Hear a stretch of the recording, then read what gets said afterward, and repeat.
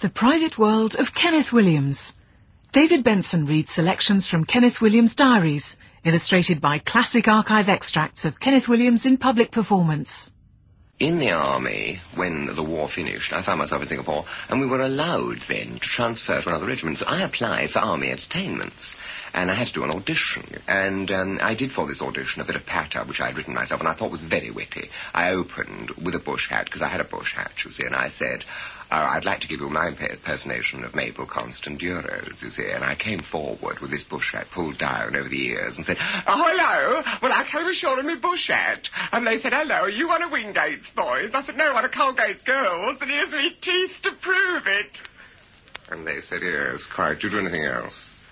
I said, "Well, I do Churchill." I said, "Oh, I'd try that." So I did a bit of this. On the beaches, the landing ground, land in the air. We shall never surrender. They said, "No, I'm awfully sorry. I don't think impersonations are really what the troops are after. We want a song and dance man, that sort of thing. Can you do that?" It was all against the odds, because when we arrived there, we were all told officers only produce shows.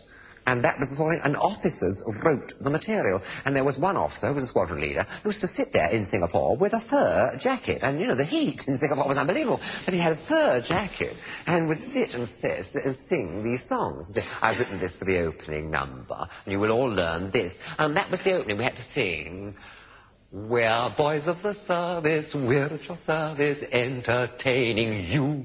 We'll sing you songs both old and new, fun and laughter if you're blue." It was terrible. And we all had to learn it and go on. "We're boys of the service." We had to sing this and dance. And we did this before the OC and a brigadier who was sent to vet the material. He said, "The troops mustn't hear anything. I don't want any filth. I want to hear everything. Now come along, and do all the stuff you've been rehearsing in front of me, and I'll vet it and tell you whether it's fit for the troops." So we all came on. "We're boys of the service, we're a trust..." He said, "Oh, no, cut. Look, this boys. Boys of the... It's too sibilant. Whole thing like a lot of pansies. Dreadful. No, alter that. Change the words to men. Sing, we are men of the service." You see? And that'll be better. So we all came back on and said, "We're men of the service." That's more like it. That's more like it. That sounds like a lot of chaps. 22nd of January, 1948. Went to the Regent in the evening. I came out of the cinema, and standing there on the steps, confronting that ugly hulk of St. Pancras Station, suddenly seemed to feel the realization of a great truth, the necessity for belief, faith, if you will, in this life of ours. Sample complete. Ready to continue?